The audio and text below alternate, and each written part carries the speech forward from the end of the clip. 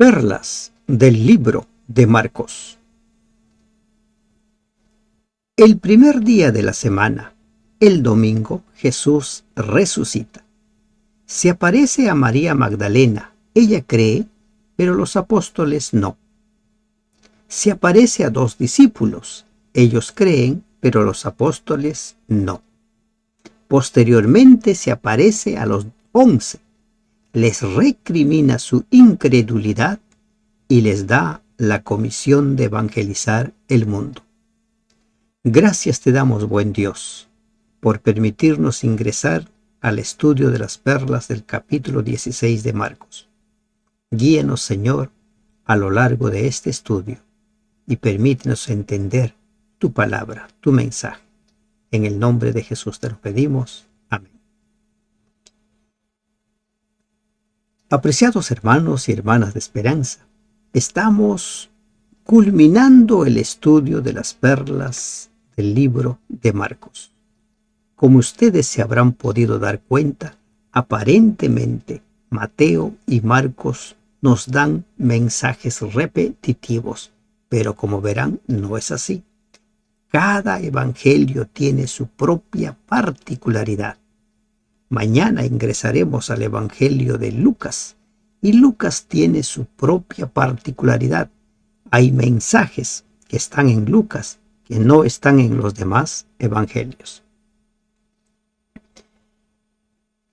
El primer día de la semana, dice, cuando pasó el día de reposo. María Magdalena, María la madre de Jacobo y Salomé compraron especias aromáticas para ir a ungirle. Se menciona a 3 mujeres que van y compran especias aromáticas. Pero aquí hay algo interesante, dice cuando pasó el día de reposo. Recordemos lo siguiente, bíblicamente el cómputo del día empieza en la puesta del sol, o sea, cuando empieza la noche, y termina cuando se pone el sol, cuando empieza la noche del otro día. En la Biblia no se contabiliza el tiempo como lo hacemos nosotros, de 12 de la noche a la otra 12, a la otra, ¿verdad? De medianoche a medianoche.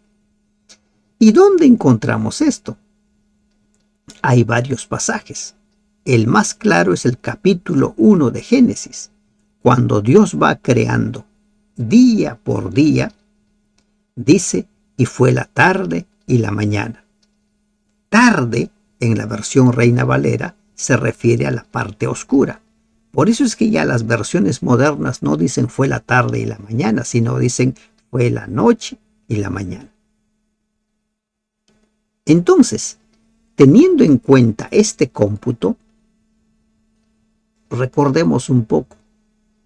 Cuando ese jueves en la noche, para nosotros, según nuestro calendario, Jesús establece el servicio de comunión, ¿qué día era? Ya era viernes, según el calendario bíblico.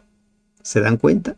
Y ahora dice, cuando pasó el día de reposo, estas mujeres compraron especias aromáticas. Empezaba la noche y compraron. ¿Por qué? Porque dice, y muy de mañana, el primer día de la semana, vinieron al sepulcro y ha salido el sol. Muy de mañana, muy temprano. Cuando nosotros leemos este versículo 2, por ejemplo, en la Nueva Versión Internacional dice, el primer día de la semana, ¿no? El primer día de la semana. Entonces nosotros nos vamos encontrando con algunas verdades. Miren, el cómputo del tiempo. Si no tenemos cómo se computaba el tiempo, si no tenemos claro eso, vamos a tener dificultad para entender algunas cosas. ¿De acuerdo? Entonces les iba diciendo, ¿qué es lo que dice la Nueva Versión Internacional? Dice, muy de mañana el primer día de la semana, apenas salido el sol, se dirigieron al sepulcro. Estas mujeres habían dejado algo inconcluso. no habían podido embalsamar el cuerpo de Cristo cuando fue sepultado. Recuerden que Jesús muere a las 3 de la tarde, en la hora novena. Después se tiene que hacer todo un trámite. José de Arimatea tiene que presentarse donde Pilato. Pilato le concede el cuerpo. José de Arimatea va a comprar una tela para envolver el cuerpo de Cristo. Y todo esto lleva tiempo. Y como dice Marcos, y sobre todo como dice Lucas, ya no había tiempo para hacer ese trabajo. Entonces estas mujeres dejaron esa última parte de embalsamar el cuerpo de Cristo para cuando pase el día de reposo, porque ellas reposaron conforme al mandamiento. Y aquí encontramos otra gran perla, lo que significaba para estas mujeres el día de reposo. Ellas muy bien podían haber racionalizado de la siguiente manera: Él es el Hijo de Dios, Él es el Cristo, Él es el Maestro. Bueno, Dios entenderá, mejor terminemos de embalsamar su cuerpo y todo terminado. Pero no, ellas dejaron esa obra para después del día de reposo. Y muy de mañana van al sepulcro para terminar esa obra. Pero ahora en el versículo 3 encontramos una declaración de fe. Pero decían entre sí: ¿quién nos removerá la piedra de la entrada del sepulcro? Ningún varón acompañaba a estas mujeres, solo ellas. Y mientras iban caminando, se iban preguntando, iban conversando entre ellas: oye, ¿y quién va a mover esa piedra con la cual ha sido sellado el sepulcro? ¿Quién va a mover? Estas mujeres muy bien podían haber dicho: mira, no hay nadie que mueva la piedra, mejor nos vamos. O ni siquiera hubieran salido de la casa, porque no había quien vaya con ellas para ayudarles a mover la piedra, ¿verdad? Cuando hay obstáculos en nuestra vida, generalmente dejamos de hacer las cosas o retrocedemos. Y estas mujeres nos enseñan lo que significa avanzar por fe, avanzar a pesar de los obstáculos. Ellas sabían que si no había alguien que les ayudara a mover esa piedra, no podrían terminar con lo que querían hacer. No podrían embalsamar el cuerpo de Cristo. ¿Y qué? ¿Eso les impidió seguir avanzando? No, dice, mientras, ¿no? Iban. Ellas iban, pero decían entre sí: ¿quién nos moverá la piedra? A pesar de los obstáculos, seguían avanzando. Esta perla, tenlo muy en cuenta. Siempre tendrás problemas, obstáculos, dificultades. Que las dificultades no te impidan avanzar. Avanza por fe. Pero cuando miraron, vieron removida la piedra, que era muy grande. Hay cosas que Dios va a hacer por nosotros cuando nosotros no lo podemos hacer. Y estas mujeres ven el obstáculo ya solucionado. Ya no estaba la piedra. Avanza por fe. Ellas avanzaron por fe. Y cuando entraron en el sepulcro, vieron a un joven sentado al lado derecho, cubierto de una larga ropa blanca, y se espantaron.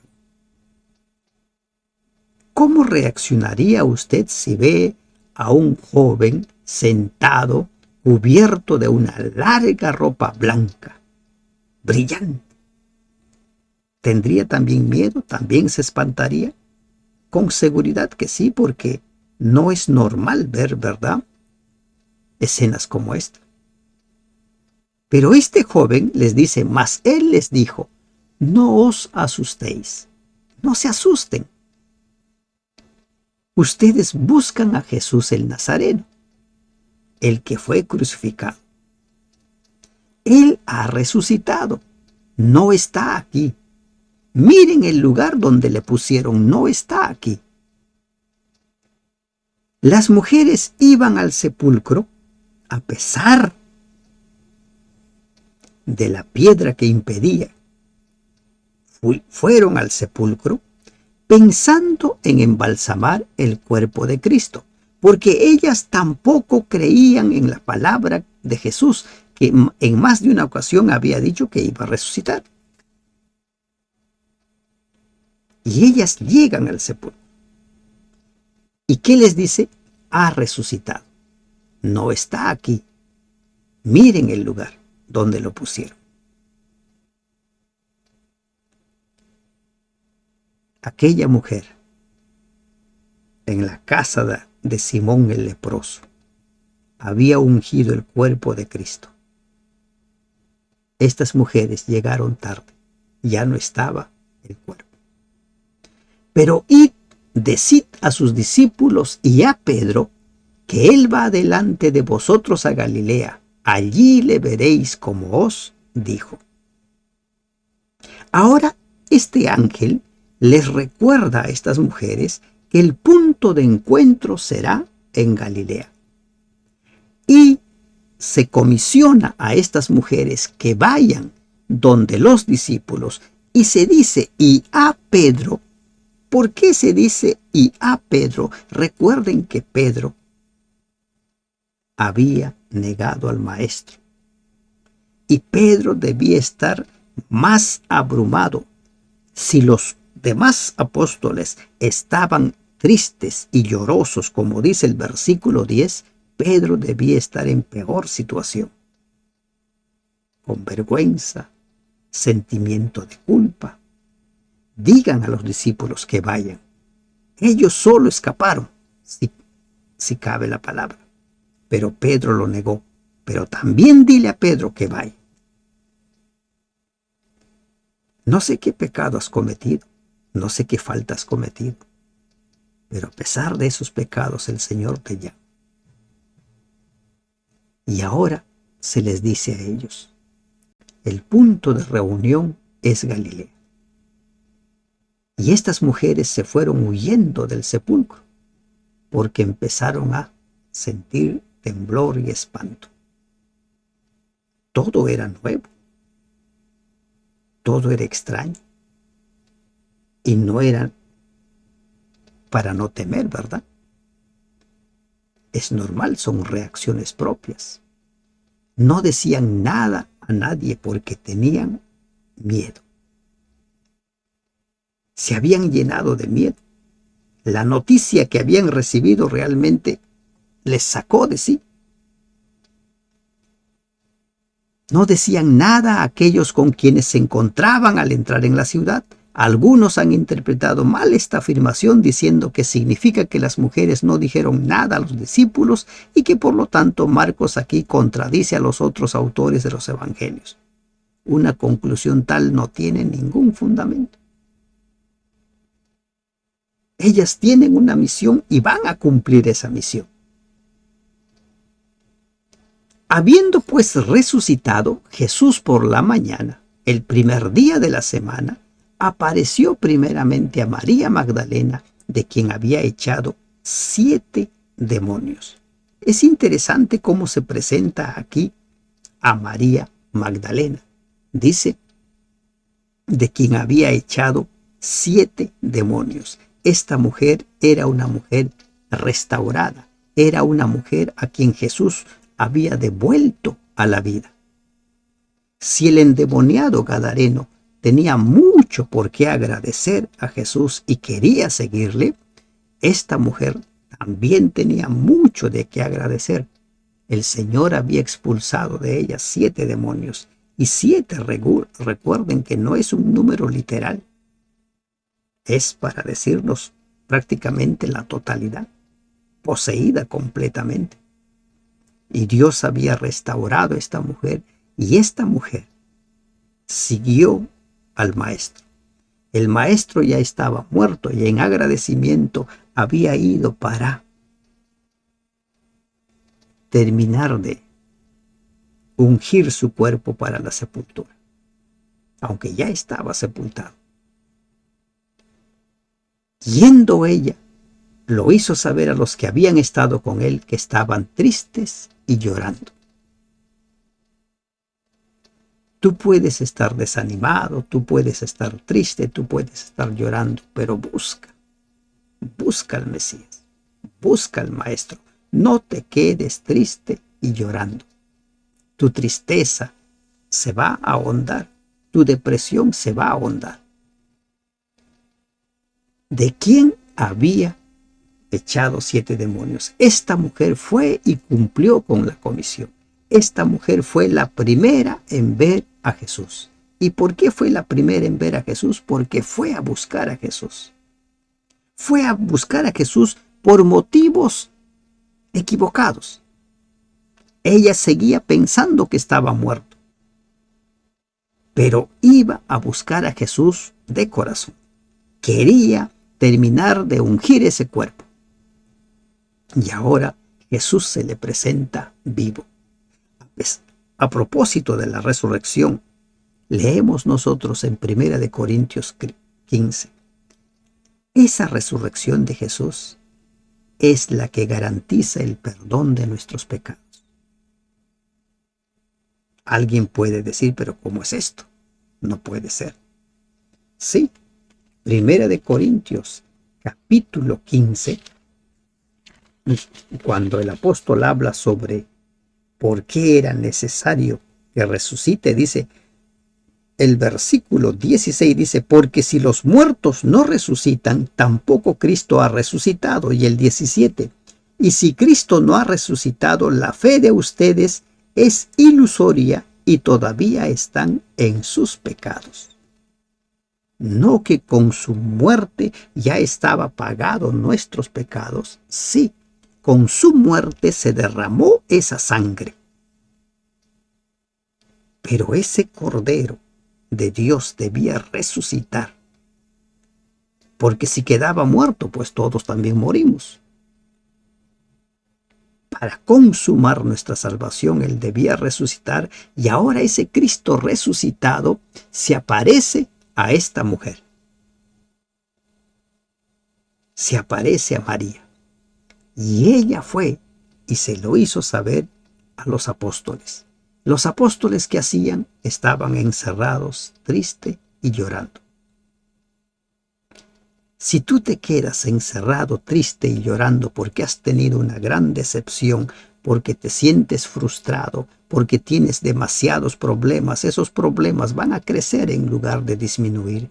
Tienes que salir. Tienes que ir como estas mujeres al encuentro con Jesús. Tus motivos pueden ser errados, como lo fueron de estas mujeres.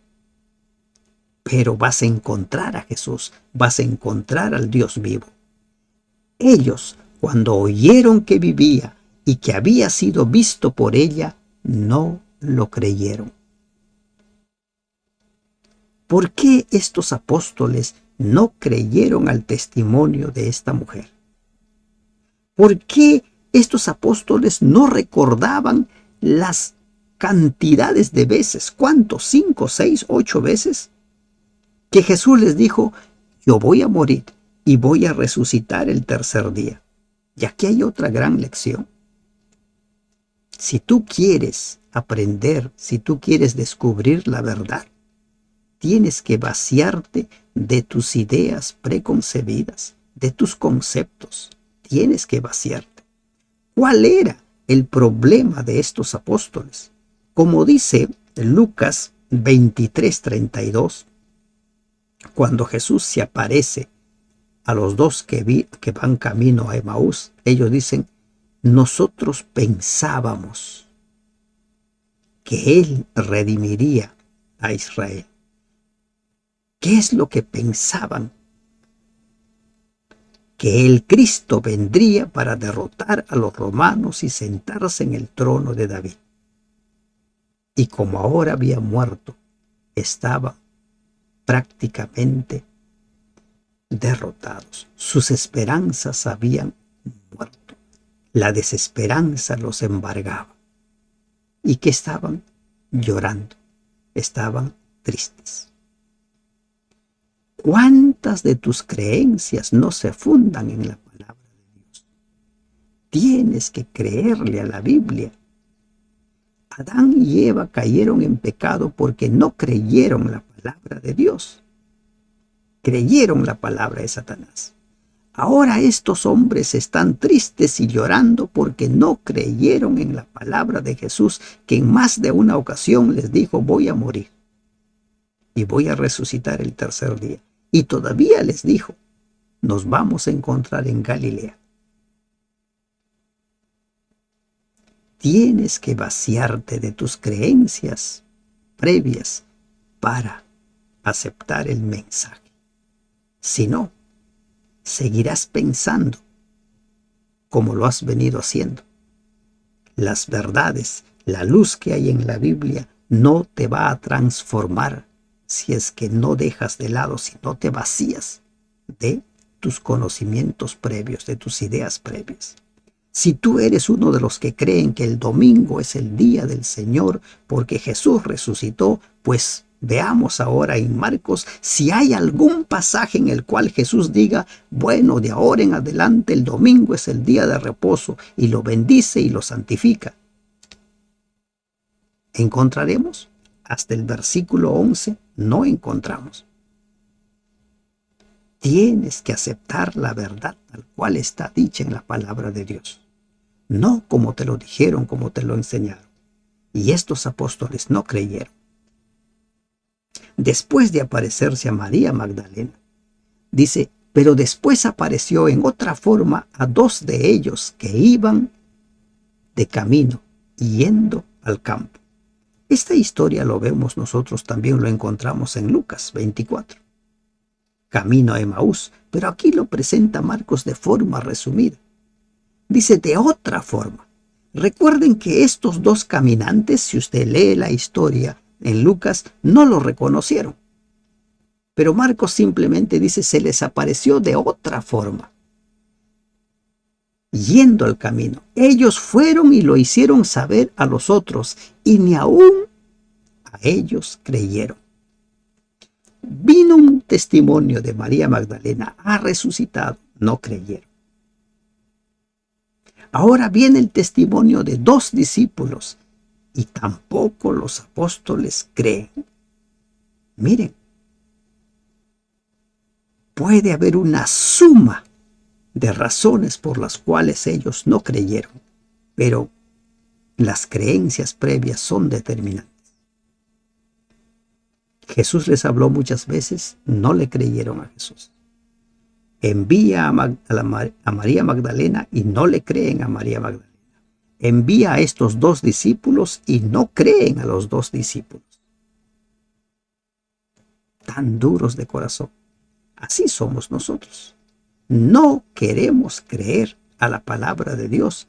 Hay mucha evidencia en la Biblia y no queremos creer. Es como aquellos que siguen sosteniendo que las leyes de Dios han sido clavadas, ya no sirven, ya están fuera, están en desuso.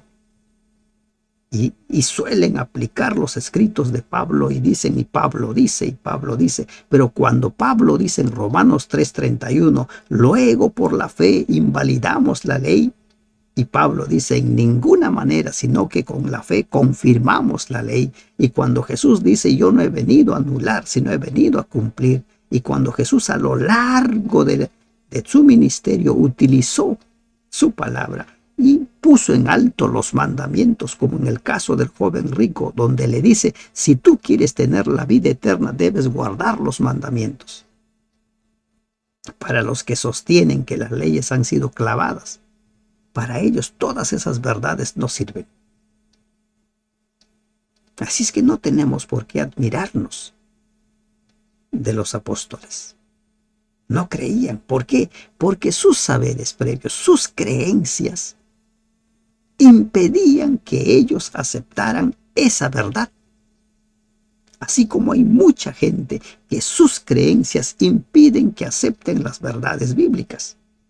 impiden, no les creen.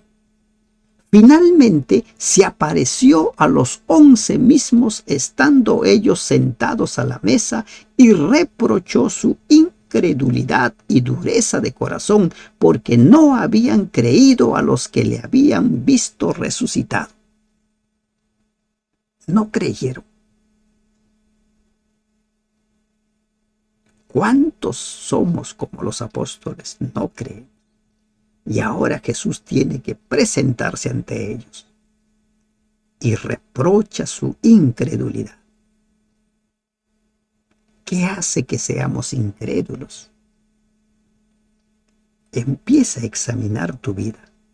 ¿Qué cosas no crees de la palabra de Dios? ¿Qué cosas no aceptas de la palabra de Dios porque van en contra de tu forma de pensar, porque van en contra de tus creencias, de tus verdades? ¿Qué cosas no crees? ¿Por qué te pones duro? ¿Por qué te pones incrédulo? Y a veces decimos, esto yo creo, pero esto no creo. Créele a Dios, cree a su palabra. Allí está el Jesús resucitado, ahora frente a ellos, reprochando su incredulidad. Hay mucha gente que dice, muéstrame evidencias de la existencia de Dios y voy a creer. Porque yo creo solamente en lo que veo, o yo creo solamente en lo que la ciencia puede comprobar. Y muchas cosas que la ciencia afirma, los que dicen creer en la ciencia no pueden comprobarlo. Creen por fe. ¿Quieren un ejemplo? Acerca de la existencia del agujero negro, acerca de la existencia de la cantidad de estrellas, acerca de la muerte de las estrellas. ¿Quiénes lo han visto? ¿Quiénes lo han corroborado? La gran mayoría de los que enseñan dicen, la ciencia dice, pero lo han corroborado.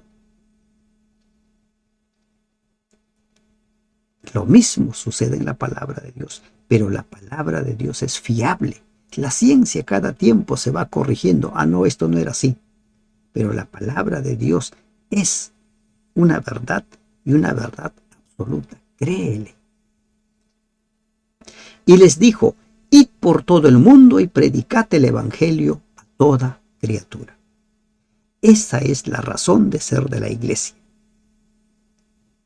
Predicar, anunciar el evangelio eterno, anunciar su muerte, su resurrección, su segunda venida. El que creyere y fuere bautizado será salvo, mas el que no creyere será condenado. Así de sencillo. Miren, este versículo es muy similar a Juan 3:16. Porque de tal manera amó Dios al mundo que ha dado a su Hijo unigénito, para que todo aquel que en él cree, no tenga vida eterna, o sea, sea salvo, mas el que no cree se pierde. Recuerden, para que todo aquel que en él cree tenga vida eterna. Y los que no creen se pierden. ¿Y qué dice aquí? El que creyere y fuere bautizado será salvo, mas el que no creyere será condenado. ¿El bautismo es opcional? Hay mucha gente que considera que el bautismo es opcional. Yo creo en Jesús, bueno, no necesito bautizar. El bautismo sí es necesario, porque el bautismo tiene un simbolismo, simboliza la muerte de Cristo, su sepultura y la resurrección. Y nosotros simbólicamente, cuando somos bautizados, morimos, somos sepultados y resucitamos a una nueva vida. Somos nuevas criaturas. En Hechos encontramos la historia de Pedro y Cornelio, ¿recuerdan? Cornelio era buena gente. Sus oraciones eran oídas por Dios. al punto que Dios envía un ángel donde Cornelio. Cornelio pudo haber dicho: yo soy buena gente, no me peleo con nadie, creo en Dios y así está todo bien. Pero Dios le dice: Cornelio, manda a llamar a Pedro. Pedro te va a decir lo que te falta. Pedro te va a decir lo que tienes que hacer. Y cuando Pedro va, encuentra ahí reunidos a Cornelio, su familia, sus invitados. ¿Y qué le faltaba a Cornelio? Bautizarse. Era el paso que le faltaba a Cornelio, bautizarse. Ser buena gente no es suficiente.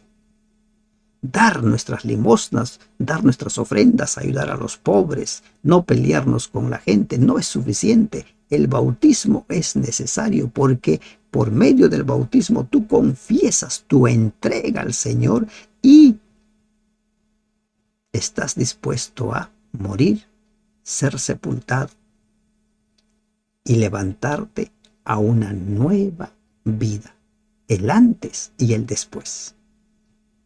El bautismo no es opcional, salvo excepciones como el ladrón en la cruz. El ladrón en la cruz estaba muriendo allí. No podía descender para tomar el bautismo, salvo excepciones. Pero generalmente el bautismo es la puerta de ingreso para que nuestros nombres sean registrados en el libro de la vida. El que no creyere será condenado. ¿Por qué? Porque no cree, porque decide no creer. Y aquí una vez más encontramos nosotros el libre albedrío.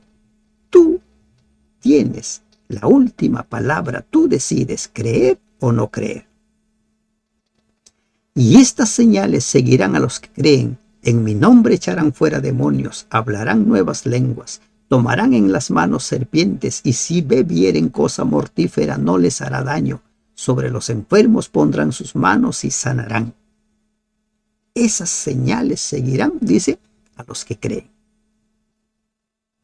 Y hay muchos que en el pasado, no sé si en el presente, presumen de su fe, presumen de su entrega a Dios y dicen: bueno, yo voy a beber veneno y no voy a morir.